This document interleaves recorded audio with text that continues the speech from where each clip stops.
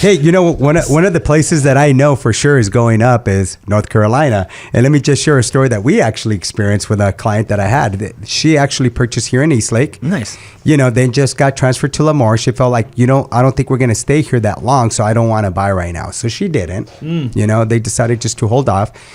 They got PCS'd over to North Carolina. In North Carolina, guess what they're also facing with? A housing shortage. That's it.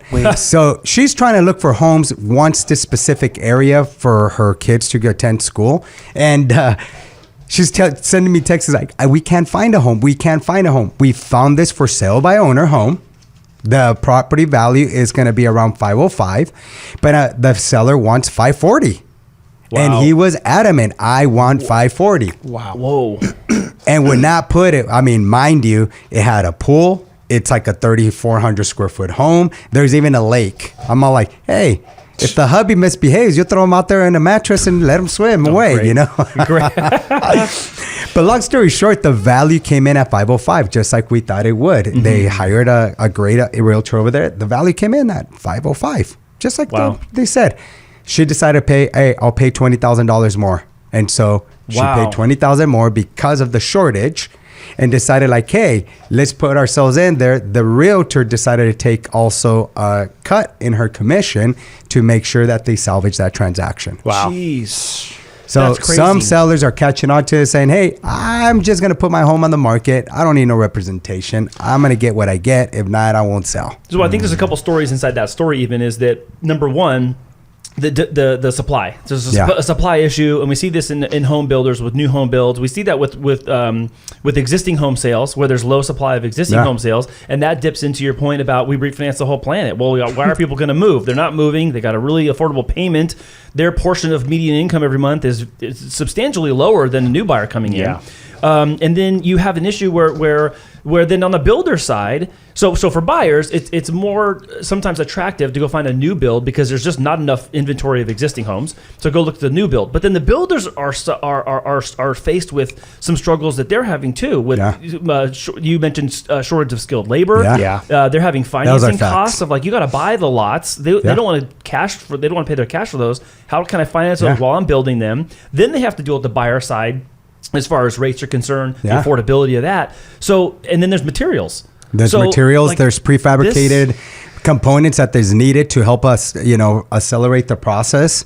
There's just a bunch of things that are going on. I feel like when I was younger, I didn't understand how intertwined the world really was. Yeah. And I thought like maybe one thing just took care of everything. But now you start to realize how one thing affects another and then it trickles down into everything. And then ultimately, guess who pays for it? The consumer. All the time. Yeah. So consumers and taxpayers, we pay for everything. Yeah. There you go. So this home builders being at max capacity thing is an issue because what we have a shortage of is housing. If home builders can't build enough homes, then we have a housing shortage, which then if the shortage then keeps prices high. And that's good for homeowners, like you said, because it keeps their equity up. And then if they have enough equity, they can maybe take some money out and build that ADU, convert that garage, do something else, buy another property maybe. Yeah. But then again, now you're in the market against these Blackstone guys. you're up against these. That's scary. These groups that are going to just swallow up houses by the whole. Scary. But neighborhoods. One of the things I wanted to tell you, and this is from Fannie Mae. So. This is Fannie Mae's Vice President of Economic and Strategic Research, Hamilton Fouts, said, "We believe this lack of existing homes on the market is pushing prospective buyers toward new homes, bolstering sales and construction." So on the flip side of the coin, I also want to mention that the demand that we have from the consumer also helps drive some of the solution. Yeah. So instead of just always talking about, oh, well, the demand shows up when the supply is there. Oh, if you build it, they will come. Well, people being interested in housing and wanting to have a place of their own is also helping close that gap between home builder confidence, material shortages, skilled labor shortages, and whether or not someone will buy it. There's people willing to buy it. Yeah. Well, I mean, you start to see the pricing on rent not stopping; it's going up. You start seeing mortgage prices; they're fairly equal. So it's like, at what point do you start saying, "Well, I'd rather have an asset that's going to produce some sort of wealth down the line that I'm able to then use that as a stepping stone to then better my financial situation." 4 or 5 years down the line, depending on what your plans are. I think that's such a more popular idea than, hey, I'm going to just rent because rent is significantly lower. Now it isn't. And as you saw, the rates that are so low is what causes rents to be able to be so high, because of the fact that the landlord wants to cash flow as much as possible. So they're going to take every measure that's legally able to be done to increase that rent to maximize their profits, because, hey, I'm sure that's not their only property, and they also got to make ends meet somewhere else. So, hey, goes back to who pays for it, the consumer. Absolutely. And the great thing when you do that and you actually do purchase, obviously right now interest rates are a little north of 7%, but we already know what's going to happen. Again, I use that best cliche, what's going on, right? Don't marry the rate, marry the home. I love it. But that's the thing, right? The payment was going to go down low. It'll at one point in time, it'll go lower.